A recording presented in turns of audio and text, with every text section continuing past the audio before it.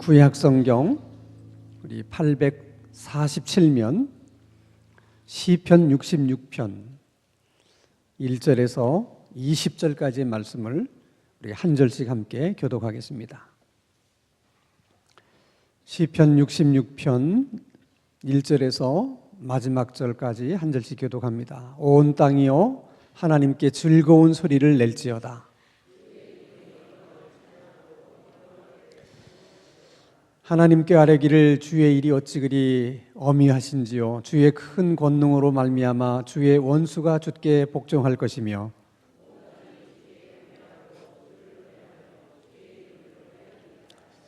와서 하나님께 행하신 것을 보라. 사람의 아들들에게 행하심이 어미하시도다.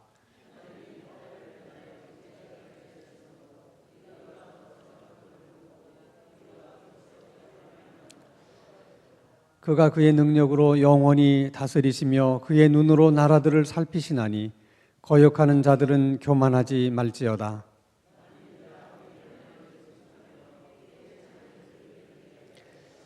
그는 우리 영혼을 살려두시고 우리의 실족함을 허락하지 아니하시는 주시로다.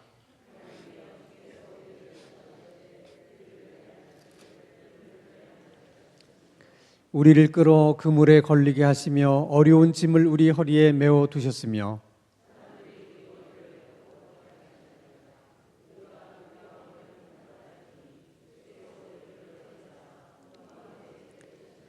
내가 번제물을 가지고 주의 집에 들어가서 나의 소원을 주께 갚으리니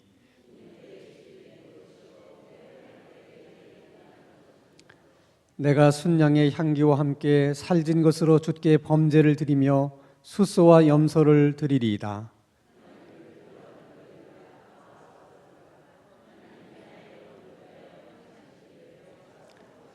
내가 나의 입으로 그에게 부르짖으며 나의 혀로 높이 찬송하였도다.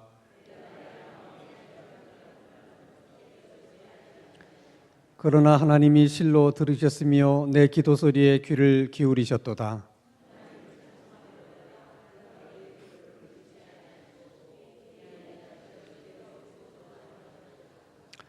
아멘. 아주 기초적인 질문을 하나 드리겠습니다.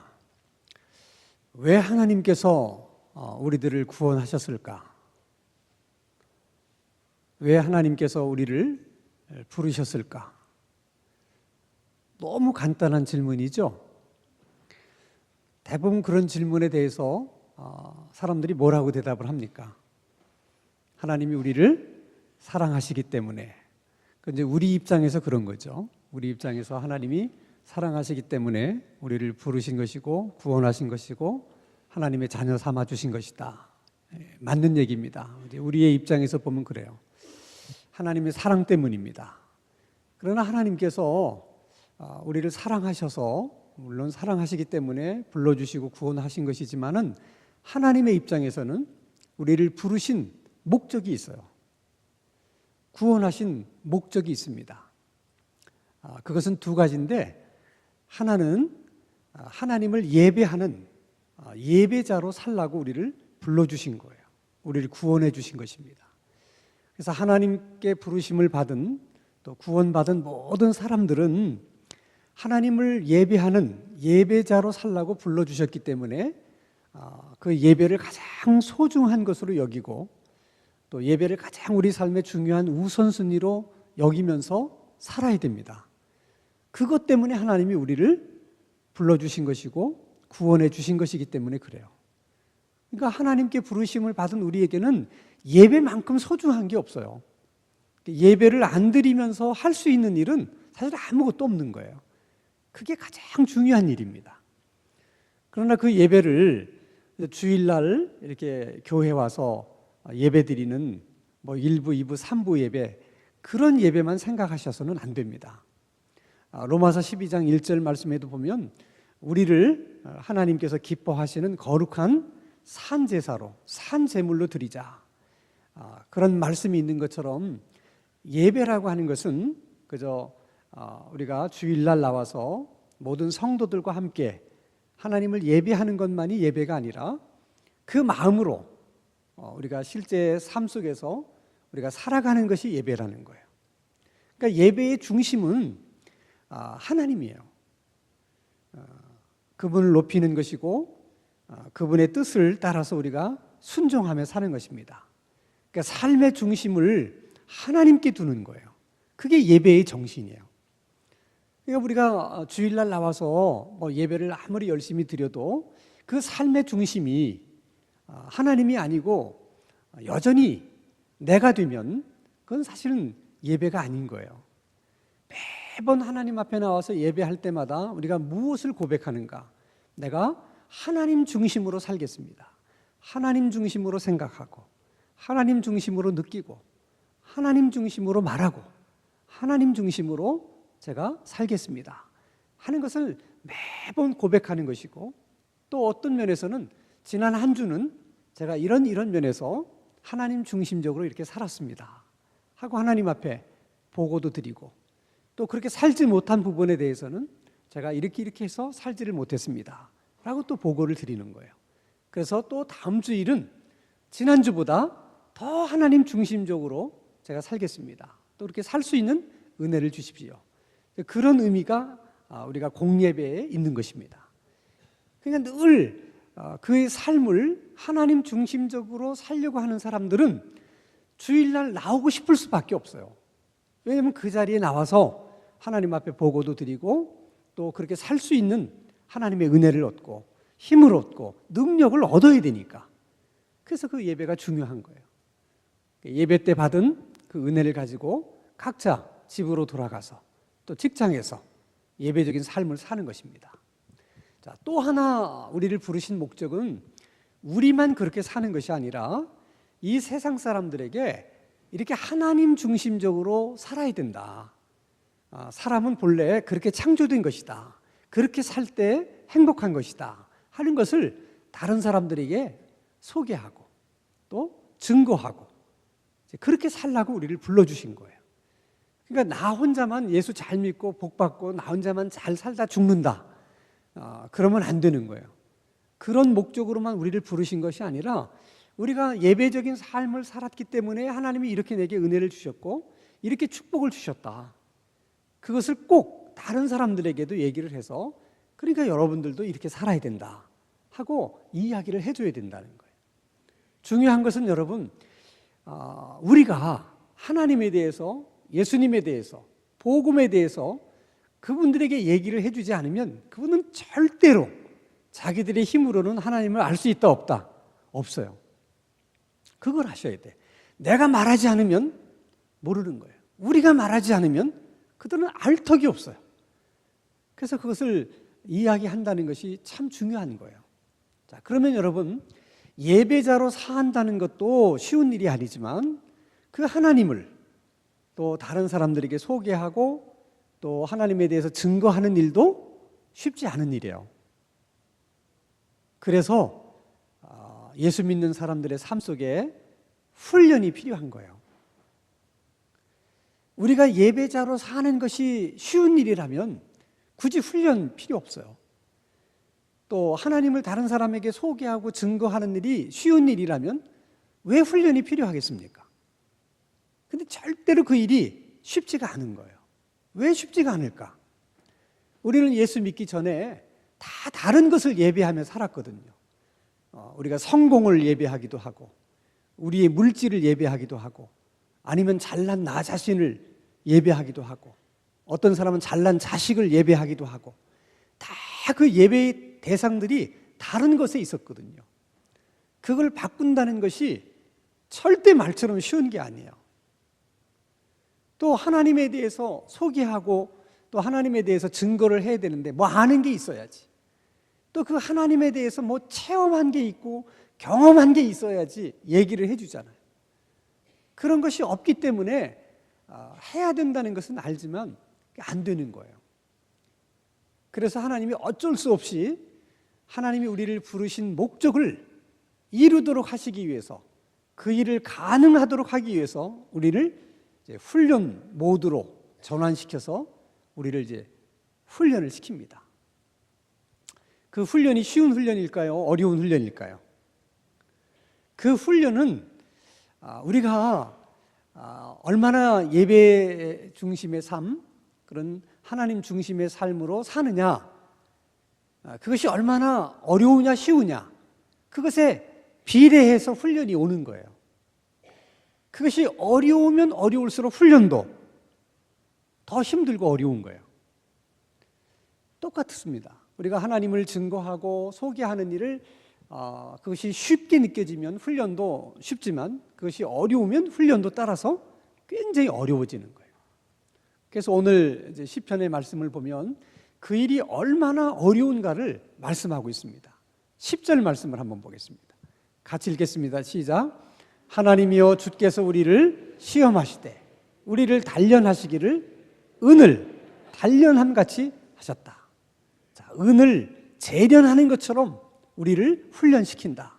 벌써 이 말씀만 들으면 야, 이게 만만치 않은 거겠구나.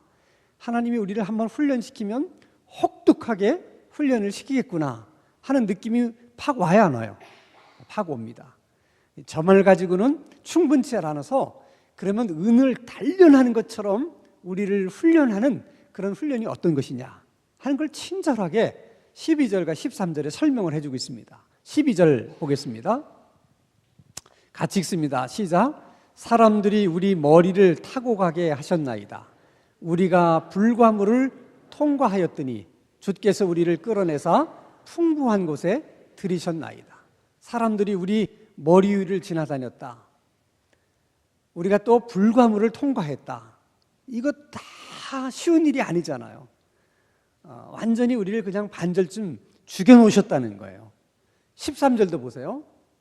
12절 됐습니다. 12절, 11절 혹시 돼 있습니까? 11절? 예, 11절 같이 읽겠습니다. 시작.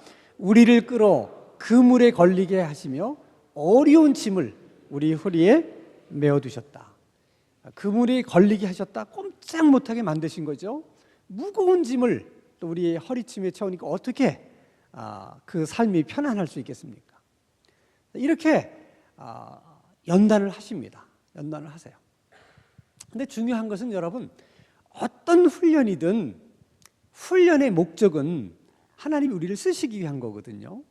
그러니까 그 훈련은 그냥 죽을 때까지 계속 훈련만 있는 게 아니에요. 목적이 있기 때문에 훈련은 반드시 기간이 있어요. 마냥 계속되는 것이 아닙니다. 단지 우리가 그 훈련을 받는 태도나 자세가 어떠냐, 얼마나 성실하게 그 훈련을 임하느냐에 따라서 하나님이 예정한 시간에 끝날 수도 있고, 우리가 그 훈련을 받는데 자세가 불량하면 그 시간이 조금 더 연장될 수는 있어요. 그러나 모든 훈련은 끝날 때가 있다는 거예요. 왜냐하면 훈련 그 자체가 목적이 아니에요.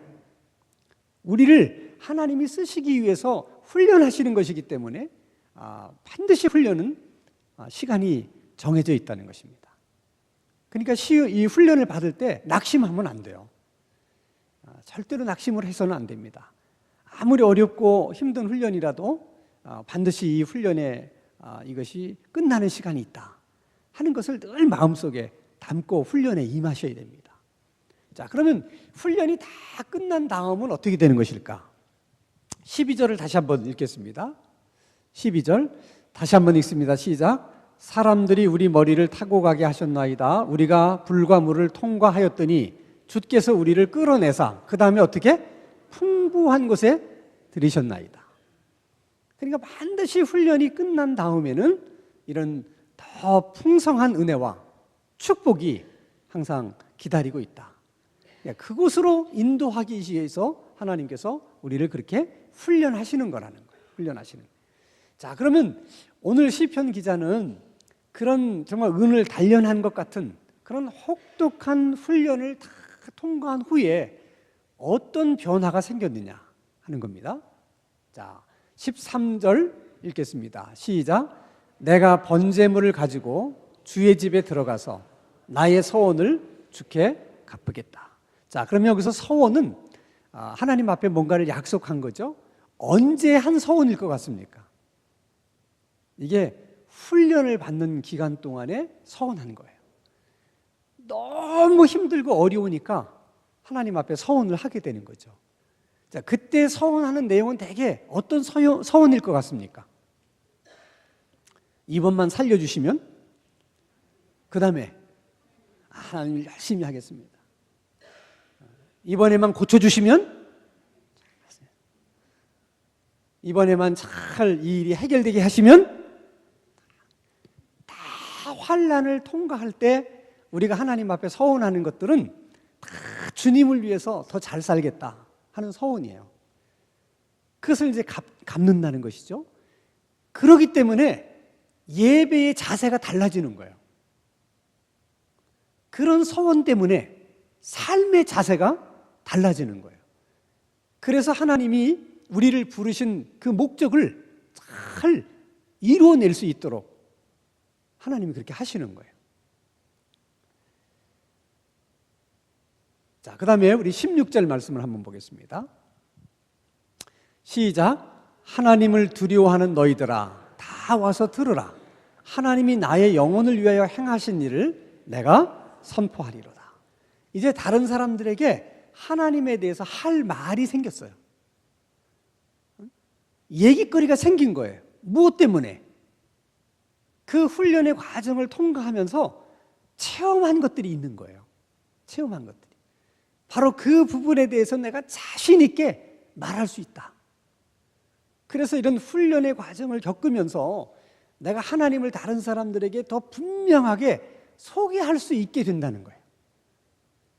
그게 바로 하나님이 우리를 부르신 목적이기 때문에. 그래서 훈련이 필요한 거예요. 그리고 그 훈련 동안에 시편 기자가 또 새롭게 깨달은 사실이 하나 있어요. 18절입니다. 같이 읽습니다. 시작. 내가 나의 마음에 죄악을 품었더라면 주께서 듣지 아니하시리라. 이것을 그 훈련과 연단의 과정을 거치면서 깨닫게 된 거예요. 하나님이 우리 기도를 들으실 때 가장 중요하게 생각하는 것은 우리 가운데 숨긴 죄가 있느냐, 다 하나님 앞에 고백하지 못하고 또 회개하지 못하고 용서받지 못한 죄를 내가 감추고 있는 것이 있느냐, 그거예요. 그게 있으면 기도도 하나님 앞에 상달될 수가 없고 하나님이 또 기도에 응답하실 수도 없는 거예요. 그러면 하나님이 그 기도에 응답을 하시려고 할 때 무슨 문제부터 처리를 하실까? 죄 문제를 처리를 하세요. 근데 그 죄의 문제를 처리하시는 방법이 여러 가지가 있는데 하나님이 가장 많이 쓰시는 방법 중에 하나가 뭐냐면 연단이에요. 시련이에요. 고난이에요. 그 훈련의 혹독한 과정 속에서 내 안에 감추었던 모든 것을 드러내게 하시는 거예요. 어쩔 수가 없는 거예요. 뭐 죽을 것 같은데 어떻게? 그러니까 막 속에 있는 것 다 토해내. 너무 힘드니까. 그래서 뭐 어렸을 때 슬쩍 뭐 훔친 것까지도 생각나면 그거 다 회개하는 거예요. 그게 어느 쪽 얘기인데. 그런데도 그게 또 생각나면 다 회개해요. 참 여러분, 이 회개라고 하는 것이 깊은 회개 가운데 들어가 보면 별별 회개가 다 나와요. 그러니까 전혀 나는 의식하지 못했고 생각하지 못한 거. 쉽게 말하면 뭐 친구한테 책을 빌렸는데 돌려주지 않은 거. 이런 것도 우리는 뭐 쉽게 생각하잖아요. 근데 깊은 회개 가운데 들어가면 그런 것까지도 다 생각나게 하셔서 그거 다 갚으라고 그러시는 거예요. 다 갚으라고. 그러면 얼마나 어려워요. 그 친구가 어디 있는지 이제 찾아봐야 되잖아. 그리고 그 책을 돌려줘야 되는데 그 책이 또 있어야 말이지. 그러니까 여러분, 회개하는 것이 절대 쉬운 일이 아니에요. 근데 다 그런 것들을 연단을 통해서 깨끗하게 또 고백하게 하고 또 고백하게 하고 그게 순결하게 만드신 후에 응답을 확실하게 주시는 거예요. 이 시편 기자가 훈련의 과정을 통과하면서 그걸 경험한 거예요. 굉장히 중요해요. 그래서 하나님이 특별히 중보기도의 사역자들에게는 그래서 다른 사람에 비해서 좀 더 이렇게 혹독하게 훈련하시는 그런 면이 있습니다. 근데 그것을 여러분 감사하게 생각하셔야 돼. 하나님이 그렇게 기도 헌신자들에게, 중보기도하는 자들에게는 더 응답을 잘 주시려고 하는 이유가 있기 때문에, 그래서 더 많이 그렇게 하나님께서 다루시는 거예요. 그게 얼마나 감사해. 그러니까 내가 하나님 앞에 중보기도자로 서약을 했기 때문에 하나님이 나를 그렇게 쓰시려고 더 많은 관심을 가지시고 나를 다루시는 거야. 그게 힘들어서 그 짐을 내려놓으면 편안할 수는 있지만은 이렇게 하나님 앞에 귀하게 쓰임 받지는 못하는 거죠. 그러니까 하나님 앞에 이렇게 쓰임을 받으려고 그러면 힘들어도 뭔가 이렇게 걸어놔야 돼, 이렇게. 그래서 자꾸 부담 느끼지 말고 일부러 부담을 가지려고. 그래서 거기에 여러분들이 이렇게 매여가지고 그 일을 열심히 하려고 하면 거기에 따르는 하나님의 또 이런 은혜가 주어지게 된다는 것입니다. 자, 하나님은 사람들을 훈련시킬 때도 이런 일반적인 목적 외에도 한 사람 한 사람에게 가지신 또 하나님의 목적이 또 있어요. 그것 때문에도 하나님이 또 훈련을 시킵니다. 그것 때문에 또 훈련을 시켜요. 그러니까 예수 믿는 사람들의 삶 속에는 누구에게나 훈련이 있는 거예요. 다 여러분 이렇게 보면 다 뭐 아무 일 없어 보이지만 다 가서 물어봐요. 문제 없는 집이 없어요. 다 있습니다. 말만 안 하는 것뿐이지. 왜? 다 그 문제를 가지고 훈련을 하거든요. 하나님이 훈련을 하세요. 목적은 하나님이 우리를 쓰시기 위한 거예요. 만약 하나님이 우리를 일회용 컵처럼 그냥 한 번 쓰고 버리겠다, 이렇게 생각하시면 절대 훈련을 안 시킵니다. 그런 사람들은 훈련에 초대하지 않아요. 왜? 그냥 한 번 쓰고 말 거니까. 근데 계속 써야 되는 사람은 어쩔 수 없이 훈련을 시킬 수밖에 없는 거예요. 그러면 하나님께 쓰임받기 위해서 가장 중요한 것이 두 가지예요. 하나는 깨끗해야 돼요. 그래서 자꾸 죄 문제를 하나님이 다루시는 거예요. 하나는 하나님이 쓰시기에 잘 예비되어 있어야 돼요. 준비되어 있어야 된다는 거예요. 뭐 쉽게 얘기하면 여러분, 만약에 손님이 왔을 때 우리가 이제 대접을 하려고 그러면 다 음식을 그릇에다 담아서 대접을 해야 되잖아요. 그렇죠? 그럼 이제 그때는 그릇들이 쓰임을 받는 거야. 그러면 손님이 왔기 때문에 우리는 항상 더 좋은 그릇으로 이렇게 음식을 담아서 대접을 하려고 합니다. 그게 손님에 대한 예우니까. 근데 보니까 좋은 그릇은 어제 아침에 다 먹고 지금 설거지통에 들어가 있어. 그럼 그거 아무리 좋은 그릇이라고 해도 그걸 꺼내다가 쓸 수는 없잖아요. 아직 깨끗하지 씻겨져 있지 않기 때문에 그런 거예요. 아무리 사람이 재능이 있고 유능하고 뭐 해도 설거지통에 있는 사람은 못 쓰시는 거예요, 하나님. 또 깨끗하게 닦여 있다 하더라도 주인의 눈에 잘 띄는 곳에 있어야지, 그 그릇이 어디 속에 처박혔는지 모르면 그 그릇을 쓸 수가 없는 거예요. 항상 주인이 눈에 잘 보이는 곳에, 주인이 쓰기에 편한 곳에 딱 자리 잡고 있어야 돼. 항상 자기 자리를 지켜야 돼. 그래야지 하나님이 잘 쓰실 수가 있는 거예요. 예를 들면 여러분, 피아노를 보세요. 피아노도 쓰임을 받는 거죠. 저게 아무리 피아노가 비싸고 고급스러운 피아노를 할지라도 피아노는 피아노가 연주를 못해요. 피아노는 연주자에게 그냥 어떻게 쓰임을 받는 것뿐이에요. 그러면 피아노 상태가 별로 안 좋다, 청소도 안 해가지고 먼지가 가득 껴서 이렇게 건반도 잘 움직이질 않는다, 또는 피아노를 계속 이렇게 치다 보면 온도에 따라서 그 피아노의 그 줄이 좀 늘어나기도 하고 느슨해지기도 하고, 그래서 정확한 음이 안 생기기도 해요. 자, 이런 많은 변화와 환경을 이 피아노가 맞게 됩니다. 그러나 워낙 명연주자는 피아노 상태가 좀 별로라 하더라도 연주를 잘할까 못할까? 잘해요. 워낙 명연주자는 피아노가 좀 시원치 않아도 탁월한 연주 솜씨로 좋은 음악을 연주해냅니다. 그러나 시원치 않은 피아노를 연주를 잘 할 수는 있지만 연주하는 연주자의 마음은 편치가 않아요. 다시 말하면 기쁨으로 연주를 못하는 거야. 그런데 가보니까 깨끗하게 청소가 돼 있고 느슨한 줄은 딱 조율을 해가지고 정확한 음을 낼 수 있게끔 딱 피아노가 준비가 돼 있어요. 연주자가 탁 서 착 음을 쳐보니까 마음에 싹 들어. 그럼 어떻게 하겠어? 연주도 기가 막힐 뿐 아니라 연주하는 연주자의 기분이 좋은 거예요.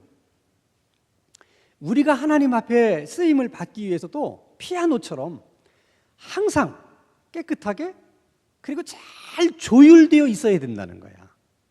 그래야 하나님이 우리를 쓰실 때 기분 좋게 쓰시는 거야. 그렇지 않으면 쓰시기는 해요. 그리고 하나님이 쓰시면 연주자가 명연주자이기 때문에 많은 역사들이 일어나요. 그러나 그 일을 하나님이 행하시지만 하나님이 기쁜 마음으로 하시지는 못한다는 거예요. 예를 들면 요나를 경우를 생각해 보세요.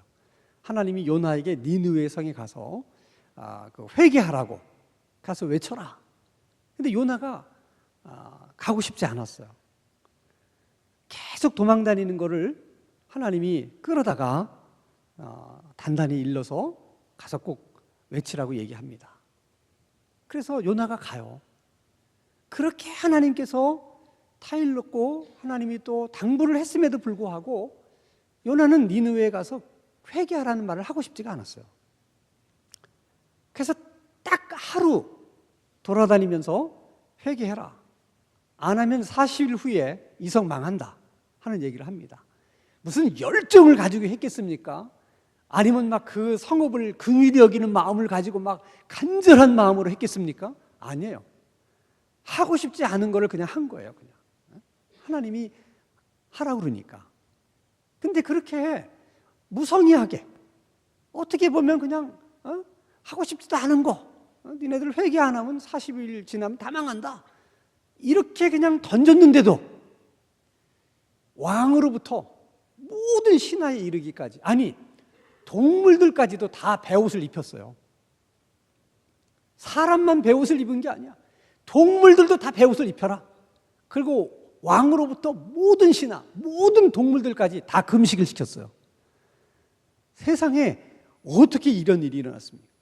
그리고 왕과 모든 백성들이 베옷을 입고 금식하면서 하나님 앞에 회개하고 긍휼을 여겨달라고 막 간구합니다.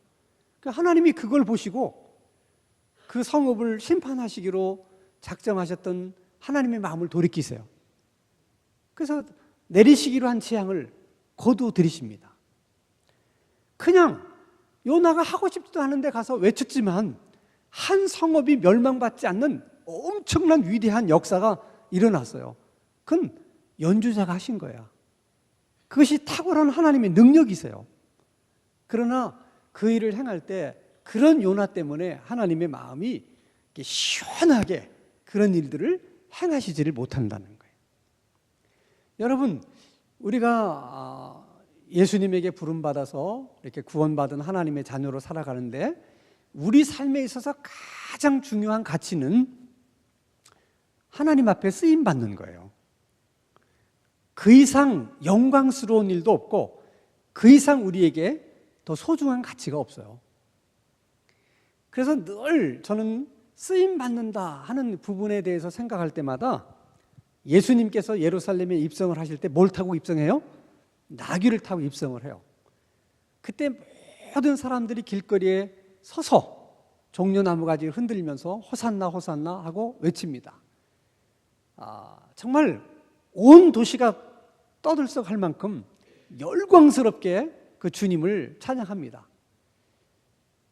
그 나귀는 태어나서 한 번도 그런 광경을 본 적이 없어요. 나귀로 태어나면 할 수 있는 일이 딱 정해져 있어요. 매일 짐시로 나르거나 아니면 밭에 나가서 일을 하는 거예요. 나귀가 할 수 있는 일이 뭐가 있겠어요? 그러니까 뭐 평생 짐을 싣고 날다가 일생을 끝내든지 아니면 밭에 나가서 그냥 일을 하다가 인생 끝내든지 그게 나귀의 그냥 운명 같은 삶이에요. 근데 그날 그 나귀는 주님께 쓰임을 받은 거예요.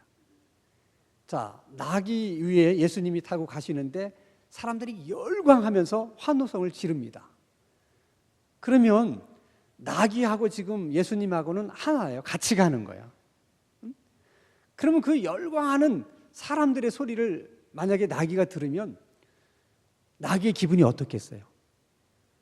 이게 주님을 위해서 그러는 건지 자기를 위해서 그러는 건지 뭐 착각은 자유지만 어쨌든 그 주님 때문에 그런 일이 생긴 거니까 그 주님이 영광을 받으시는 그 현장 가장 가까운 곳에 나귀가 있으니까 그게 나귀에게도 영광이 되는 거야. 안 그러겠어요, 여러분? 자, 예수님을 쳐다보면서 막 사람들이 막 찬송을 부르는데 그 예수님이 지금 나귀를 타고 있으니까 그 손이 누구를 또 가리켜? 나귀를 가리키는 거지. 이렇게 우리가 주님 앞에 쓰임을 받을 때 똑같은 그런 영광이 우리들에게 있는 거예요. 그래서 주님 앞에 쓰임을 받는 것만큼 중요한 게 없는 거예요. 평생 여러분 마음속의 소원을 그저 내가 이 세상에서 뭐 돈 많이 벌어서 그냥 편안하게 고생 없이 잘 먹고 잘 살다 가겠다. 이런 허튼 생각을 하시면 안 돼. 인생은 순식간에 지나가요. 그게 여러분에게 어떤 의미가 있습니까? 사는 동안에는 편하고 좋지만 그 시간이 너무 순식간에 지나가는 거예요. 그리고 또 그 과정 속에서 무슨 일이 생길지 아무도 몰라요. 지난 우리 실버스쿨에서 그 KBS 방송에서 암 환자들을 이렇게 이제 취재한 방송을 하나 보여줬어요. 저도 그 방송을 보면서 깜짝 놀랐어요.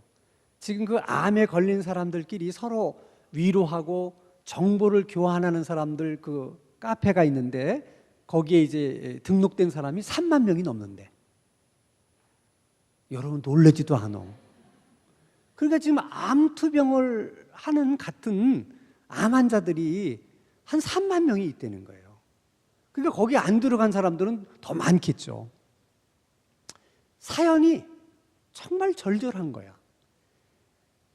그래도 나이가 많이 들어서 이게 암에 걸리신 분은 좀 그런데 젊어서 암에 걸린 거예요. 젊어서.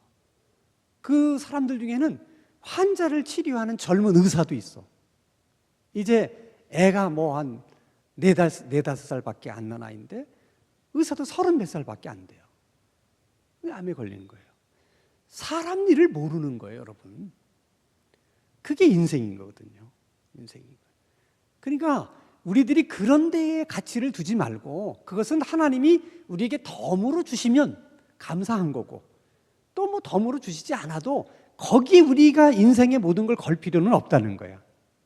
우리가 어떤 모습으로 살든 우리가 주님께 쓰임받으면서 사는 것이 제일 큰 삶의 의미고 가치요 영광으로 생각하셔야 돼.